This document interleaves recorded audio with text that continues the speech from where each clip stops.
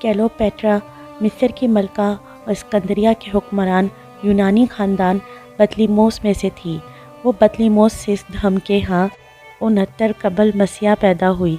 اس کا باپ اقتدار سے محروم ہونے کے بعد روم کی حمایت سے بحال ہوا تھا۔ اس کے ساتھ مصر پر روم کی غلامی کا سایہ پڑنا شروع ہو گیا تھا۔ بادشاہ اہل روم کا مکروث تھا۔ اس نے روم کی مجلس امراء سے وعدہ کیا تھا کہ اس کے مرنے کے بعد مصر پر روم کا قبضہ ہوگا۔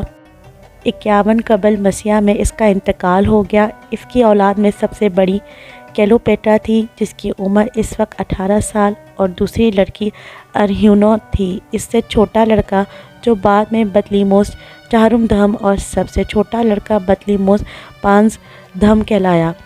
شاہ مصر کی وصیت کے مطابق اس کا بڑا لڑکا اور بڑی لڑکی مشترکہ طور پر تاج و تخت کے وارث قرار پائے اور مل کر حکومت کرنے لگے، لیکن قصر شاہی 2 گروپوں میں تقسیم ہو گیا۔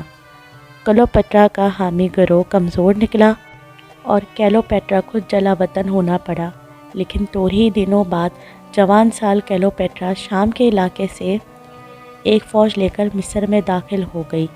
انہی دنوں روم میں شہنشاہ پومپی اور اس کے حریف جولیس سیزر میں رسا کشی شروع ہو گئی۔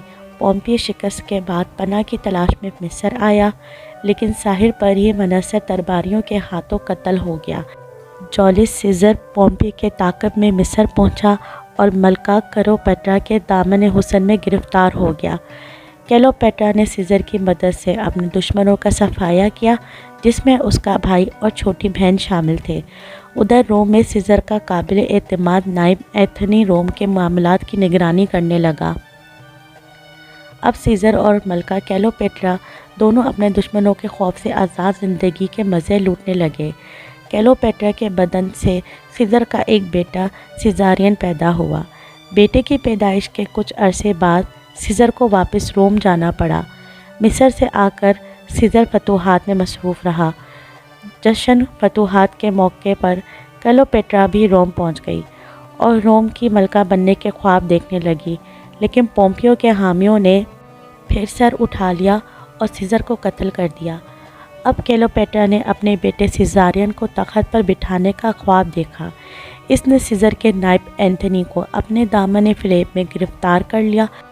اینتھنی نے اسے اسکندریہ لوٹ جانے اور مناسب وقت کا انتظار کرنے کو کہا۔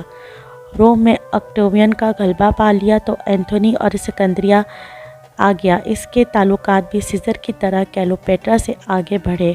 ملکہ حاملہ ہو چکی تھی۔ اینتھنی 40 قبل مسیح میں روم واپس چلا گیا۔ 6 ماہ بعد کلیوپیٹرا کے یہاں جڑواں بچے پیدا ہوئے۔ اینتھنی مصر اور شام میں ناکامی کے بعد مصر آ گیا۔ اکٹوین نے اینتھنی کا خطرہ ہمیشہ کے لیے ختم کرنے کے لیے مصر پر یرغمال کر دی۔ اینتھنی مارا گیا اور کلیوپیٹرا قید کر دی گئی۔ وہ جانتی تھی کہ اگر وہ زندہ رہی تو اکٹوین اسے اور اس کے بچوں کو مصر کی سڑکوں پر ذلیل و رسوا کرے گا۔